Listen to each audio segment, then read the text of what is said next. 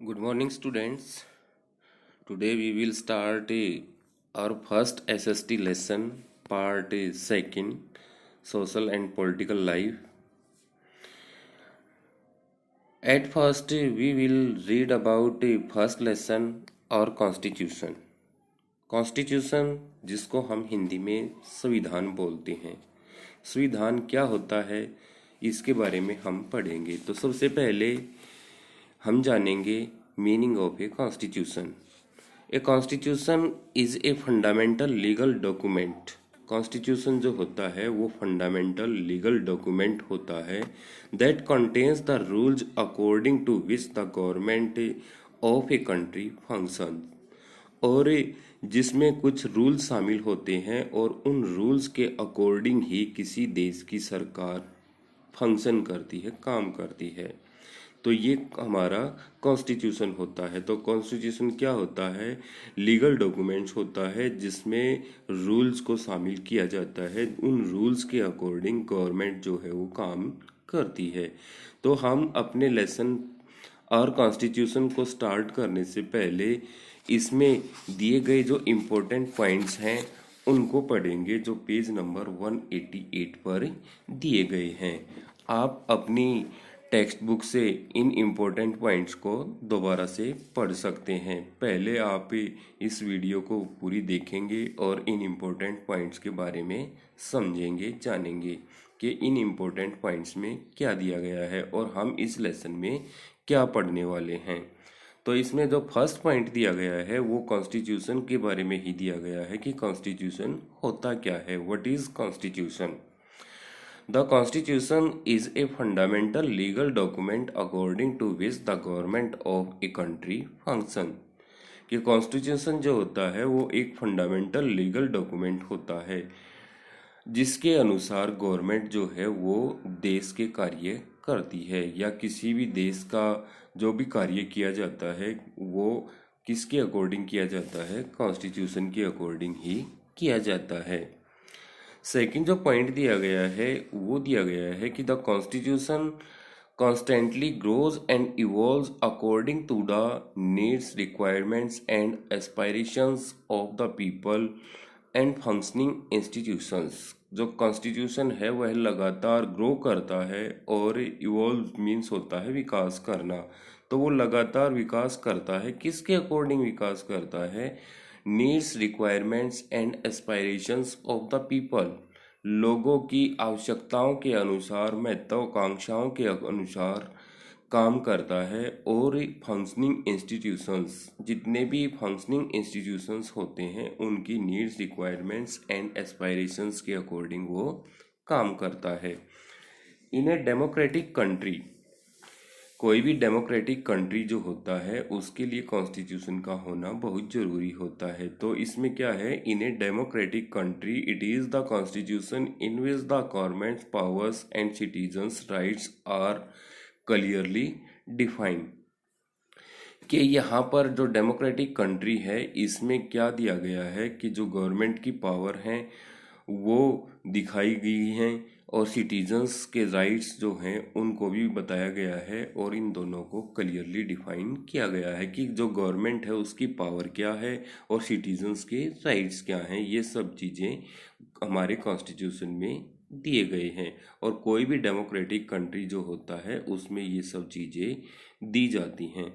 The Constitution consists of certain ideas that tells us the fundamental nature of our society। Constitution जो है उसमें क्या दिया जाता है? Constitution consist of certain ideals. उसमें कुछ आइडियल्स होते हैं जो हमें बताते हैं किस चीज़ के बारे में? Fundamental nature of our society. हमारे समाज का जो फंडामेंटल नेचर होता है, मौलिक जो प्रकृति होती है उसके बारे में वो बताती है। The preamble contains the ideals and basic principles of the Indian constitution. जो हमारे कॉन्स्टिट्यूशन की प्रिम्बल है, प्रिम्बल को हम हिंदी में प्रस्तावना बोलते हैं, उसमें क्या दिया गया है? कुछ आइडियल्स दिए गए हैं और कुछ बेसिक प्रिंसिपल्स दिए गए हैं, कुछ आधारभूत सिद्धांत दिए गए हैं हमारे कॉन्स्टिट्यूशन के। कि भाई हमारे कॉन्स्टिट्यूशन में क्या क्या चीज़ें दी गई हैं उसको हमने प्रिम्बल में दिखाया है।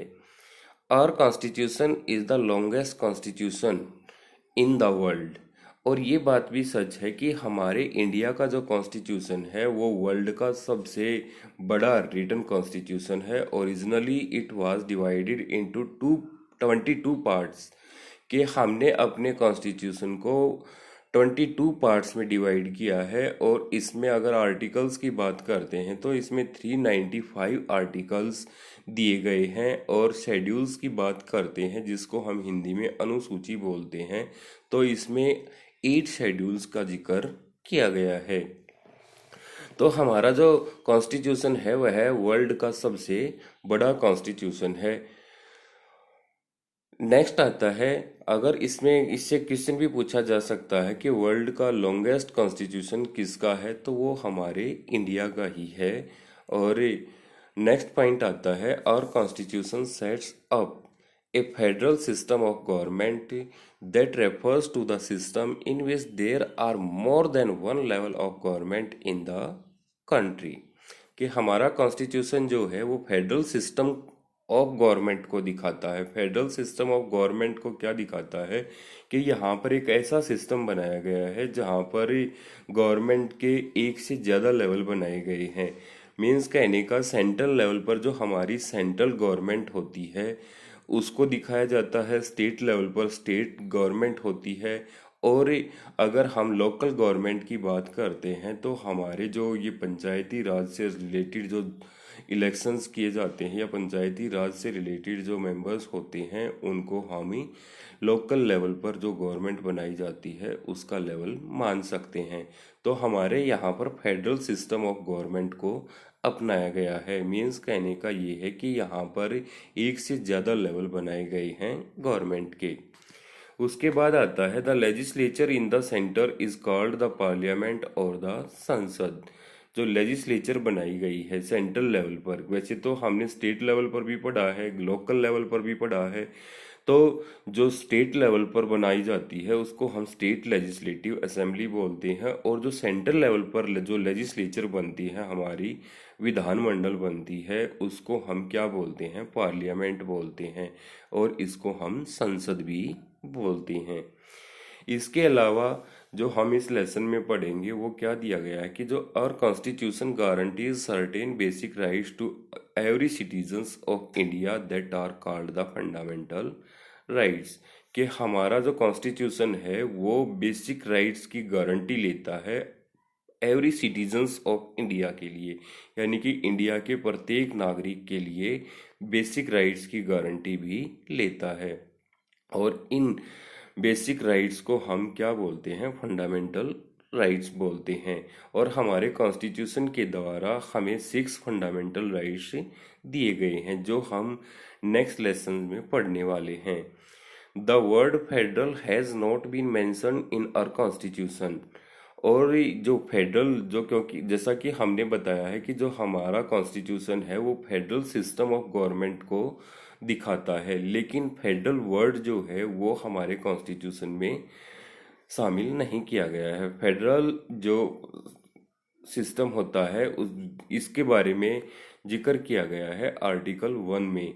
आर्टिकल 1 क्या कहता है, इंडिया दैट इज भारत, जिसको हम भारत भी बोलते हैं, shall be A union of states.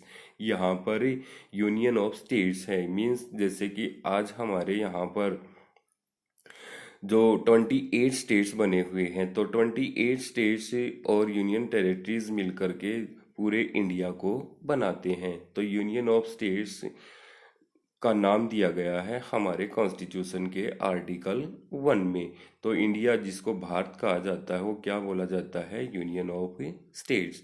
तो हमारे लेसन में जो हम इम्पोर्टेंट पॉइंट्स पढ़ चुके हैं इनसे रिलेटेड ही हम अपने फर्स्ट लेसन में पढ़ेंगे। तो आप इन इम्पोर्टेंट पॉइंट्स को अपनी बुक से एक बार फिर से रिवाइज करेंगे और समझने की कोशिश करेंगे कि इन इम्पोर्टेंट पॉइंट्स में क्या पढ़ा है इस वीडियो के जरिए, या हमने इस वीडियो के जरिए इन इम्पोर्टेंट पॉइंट्स के बारे में क्या जाना है। एक बार फिर दोबारा से इनको रिवाइज करेंगे।